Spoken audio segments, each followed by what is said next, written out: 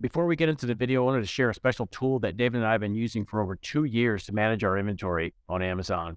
The tool is called SoStocked, and it is a very powerful tool. It's designed specifically for inventory management. If you're in a physical products business selling on Amazon, you need to be in stock, especially with the inventory restrictions lately. This tool is incredibly powerful. If you're having trouble with inventory management, this might be a tool to help you. SoStocked is partnered with Firing Demand, and they've offered our guests, our listeners, a 30-day free trial. So click the link in the video description to get 30-day free trial. On to the video.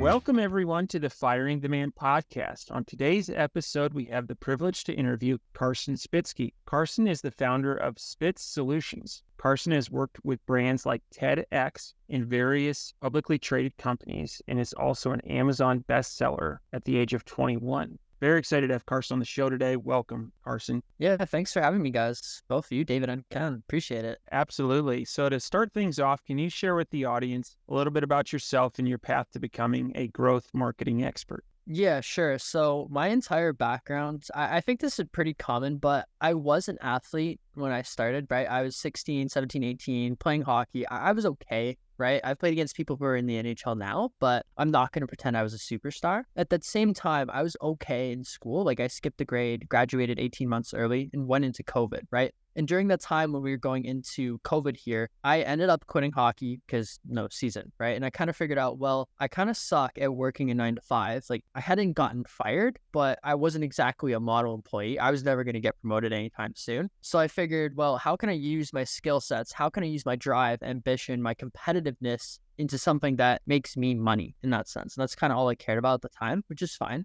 Obviously, as anyone my age does, I'm on social media a fair amount. I fell down a rabbit hole of make money online through various business opportunities, whether it was through like social media marketing or stock trading or e-commerce, right? I kind of figured out, well, I need to pick one of these or figure out skills so that I can grow a business. And as I'm going through deciding what skills do I need, how do I want to learn, what I want to learn from, I realized that what caught my attention was someone who had a good social media following. They were producing content to nurture and educate me. But what made me pull the trigger on any type of buying purchase was the social proof that they had. Like, for example, if they had a wall of 100 testimonials, yeah, I was likely going to buy it. If they had, as seen on Forbes or USA Today, I was likely to buy it. If they had amazing reviews from a lot of people, I was pretty likely to buy it. So as I was struggling to figure out what should my service be, how should I help business owners solve a problem, I figured, well, a lot of businesses that I speak with don't actually have a lot of social proof or kind of suck at it. Let's see if I can help them by getting on major publications. And then I grew that business out for about 2 to 3 years for the time being. And we've hit a lot of peaks. We've hit a lot of valleys, right? I can expand on this, but we have kind of blown up through various industry cataclysms. Is that the right word? Like catastrophes, that sort of thing. Also at the same time, we've grown it fairly heavily off of like just cold email, just partnerships through cold email at the same time. So, I mean, it's been an interesting journey. And I mean, I've learned a lot because going from zero to high levels, back down to zero, and doing it again, and then going back down to zero, you make a fair bit of mistakes for sure. So thanks for sharing that, Carson, and excited to kind of dig into your journey and get into some of these questions. In your profile, Amazon bestseller, can you share with the audience a little bit about that? Like, was it a book? Like, what kind of book? How'd you write it? What's that process look like? And congrats, by the way, on that accomplishment. No, I appreciate it. But at the end of the day, it was all marketing. That wasn't really, I guess, the way anyone gets a bestseller is they either buy their own copies or they run various marketing advertising campaigns for their books. I co-wrote it with one of my friends, Aiden Sola. We wrote one on PR, which kind of just documented our processes for PR. And then we wrote one on lead generation, which documents more how we use cold email to get leads. And really all we did for that is we basically just ran ads to people who would be likely to buy our book, people who were engaging with target accounts on Instagram or Facebook that were making content similar to our book. We priced it super low and put it in kind of a category that was easy to rank #1 on. And then what we got. I'm not going to pretend that I'm some kind of popular, amazing influencer. It is very doable for anyone to do, but at the same time, like it does require work, it does require skill. So you ran Amazon ads, and as well as you researched it enough and put it into a category that you knew wasn't as competitive and you had a better shot at ranking. So those are great strategies. Yeah, and it was more Instagram ads, but yeah, exact same thing. thing, kind of like not gaming the system, but taking it to our advantage in a sense, making it as easy as possible to succeed. 'Cause I always view everything in business as leverage and what's going to get you to go the quickest with the least amount of input so that when you put in 100% input, you can go way further. That makes a lot of sense. In your discussion of becoming an Amazon bestseller, you talked about cold email. And so can you talk about cold email as it relates to promoting your book, as well as, say, something like finding a mentor? I'll talk about the mentorship side because that's kind of the one that's more applicable, I would say. Everything that I look at, it's less about how you cold email someone for having them become a mentor, and more so showing someone who's at a high level who you want to work under that you're someone capable of taking feedback, you're capable of having kind of like that potential, and someone that can win with their advice, right? Too common, I'll see people that go up to a mentor or people that will come up to me, they'll ask for advice and then they won't implement that advice. And then even worse, they won't tell the mentor how that thing went that they asked them about. Oh, I've seen success with for cold email, finding something that'll make that person or potential mentor to reply. Like, for example, a great idea you could do is you could invite a potential mentor onto a podcast. Another easy thing is engaging with them on social media, like commenting, liking their posts, and then messaging them, striking up a normal conversation as a human, and then kind of as time goes on, progressing that relationship, getting their advice on things that only they can solve, and then actually, taking action to solve them. Cold email is just a channel that I use to get in front of the right people kind of whenever, because much how I imagine you guys likely run ads for you guys' e-commerce brands, I look at cold email as the B2B version of, in all reality, you can spin up as many email accounts, as many domains, as many leads as you want for relatively cheap cost, and then just send out any message to anyone. At the same time, ads or brand, you do need to have a relationship with your audience to some extent to make them convert. So Carson, can you describe to the audience what's your process for integrating PR into marketing and sales? Yeah, so there's a couple different things I would look at with PR, marketing, and sales in the first place. The first thing you have to do whenever you get a press hit, and we should discuss how to get PR in the first place in a second, but once you get a press hit, the easiest thing that I would do is just put it on your socials, share it to your email list, put it within your sales and marketing processes. Like, for example, one thing we see a lot with business to business brands, if someone books in that first initial call, send them over resources like 10 to 20 minute video sales letter, kind of describing you, going through what's relevant, what's not. Maybe you can even include potential investment levels. Maybe you can include reasons why they shouldn't do it, reasons why they should do it, right? That always helps. And then putting as much social proof so that it captivates the person to take the next step. So putting like as featured in on your landing page, putting the articles on your site, that does increase conversions, and that does make the sales cycle take less time, have more deal size, and then ultimately get you more sales. But the other thing I look at as well is how do you use it to get in front of, and that second portion, when you post out your PR on socials, for example, you can just create ad campaigns, and then you can put in your lookalike audience, basically the exact people you want to get in front of. And I use one strategy, it's coined by Dennis Yu, who's rather well known for Facebook ads and ads all around. It's called the $1 a day strategy, where you use like 10 or 20 different pieces and kind of test out different creatives before you scale them up into $30, $50, $100, $200 per day campaigns. The only other thing that I would say that's worth including, this is just worth including in general from our, have some kind of identity resolution software so that when you have someone reading your articles, going to your website, you could identify their exact email, contact info, and if they're B2B, contact them right away. And all identity resolution softwares they're just exactly what I explained it as. If someone hits your site, hits your press release or your article, you can see exactly who they are, what they did on the site, and all the information about them. And then you can put that in your marketing campaign. Is there any software that you like to use for that? We currently use, they rebranded. It was called CDP Resolution. It's called Deliver.ai right now. Like, it's Deliver, but instead of the second E, there's just no E there. That's what we're using right now for our clients. How can brands position themselves as a trusted authority?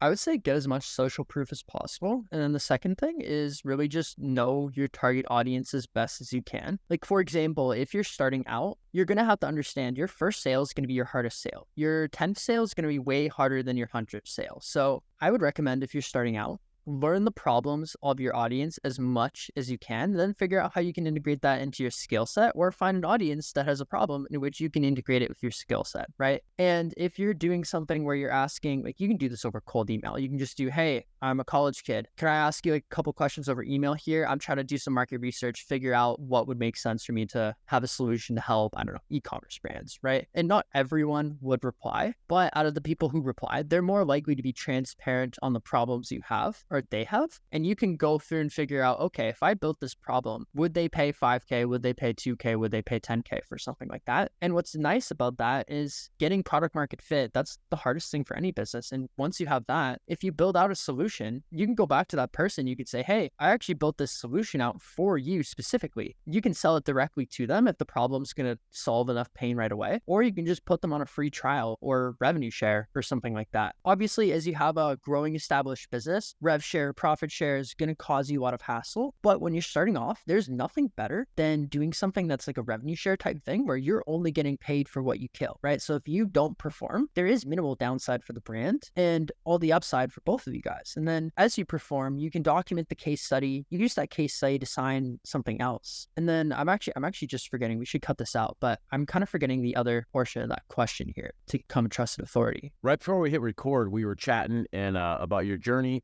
You had mentioned, yep, you've made some mistakes. We like to call them lessons learned. Dave and I shared with you, we really like to be transparent on this podcast and share with our audience. I think being successful is just, if you see someone that's successful, that just means that they've made way more mistakes than anyone else, and then they just fall on forward. And so can you share with the audience some lessons learned that you've had along the way and what you've done to kind of pivot and regroup and be successful? I completely agree with you. It's all about mistakes made and how quickly you make those mistakes. Like I was doing some research and I heard someone say on another podcast that the reason why Israeli entrepreneurs have such a higher per capita rate of billion-dollar companies is because they embrace the idea of failing. And here in North America, we just truly don't. So I would say kind of the biggest failure I've had was entering into the wrong industries, not finding an industry that had a problem I could solve. And later down the line, like just for context, we went from about 10K per month up to about 100K per month in 2 months when we switched to Web3 and crypto back in 2021. As you guys can remember, around that time, FTX blew up. It financially exploded. And I guess my one advice is if you're working in a volatile industry, work with players that aren't going to go out of business, because we were working with 7-figure, 8-figure brands, and the way they hedged themselves, and by proxy how I hedged myself, means that when they went out of business or had to lose 80% of their expenses so that they could even stay alive, my deals were cut, right? So overnight, I ended up losing about 50, 60K in revenue that was coming in. 2 days after, this is just kind of an aside, I was in Florida. I got hit by a hurricane and I was under 19 on my own, had no clue what to do.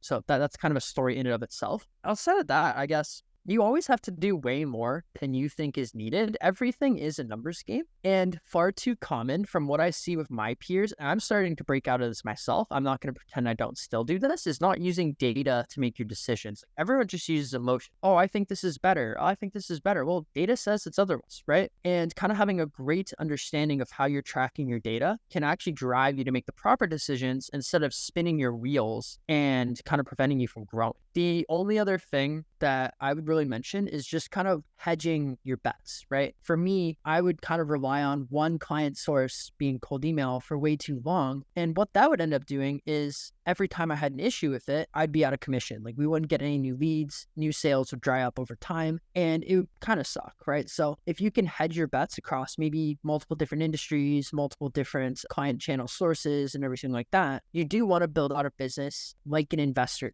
Like you want to build as safe while also getting you the best return for your time and effort as you can. Okay. Yeah, just as a follow-up, thanks for sharing those, lessons learned, mistakes, whatever you like to call them. It's really good to share those, own them, like you mentioned, and then kind of pivot and regroup. And so before I kick it over to David, do you want to share anything about, you had mentioned getting caught in a hurricane in Florida at 19, and can you share what that experience was like and how you made it out of there? it was a very chaotic experience, and I don't know if you guys have noticed, I have a big hairline. I'm pretty sure I lost half my hairline from that like 2 week experience. But the entire situation, I was living with a friend. I'd only had like 3 conversations with him online. I asked him, hey, can I just live with you for a month? Right. So we were in Tampa. Our AC kept on going out, and it was 90 degrees Fahrenheit. I am not used to that kind of weather. So I was sitting there taking like 10, 15, maybe 20 sales calls a day because like we were booking a lot of people in, and I was like sweating so hard. People were actually concerned for me. It's kind of funny. When the hurricane hit, I think I was 20, maybe I was 19. I don't know. Either way, I was under 21 in a different country because I'm Canadian. When that hurricane hit, my roommate packed up. He left. We were in Tampa. He went down to Fort Myers, was directly where that hurricane struck. I don't know how he's alive, to be honest with you, but that's aside. I ended up going to Orlando, and I was staying in a hotel, only hotel up in a 10-mile radius to have the power go out. And I'm trying to find, okay, how can I get a different hotel? Because I can't stay here. I had to go to 20 different hotels to find one hotel that would let me check in alone without a reservation under 21. And I kind of figured I was going to hole up in Florida for like 4 or 5 months. I figured this is stupid. I'm so tired. I'm done.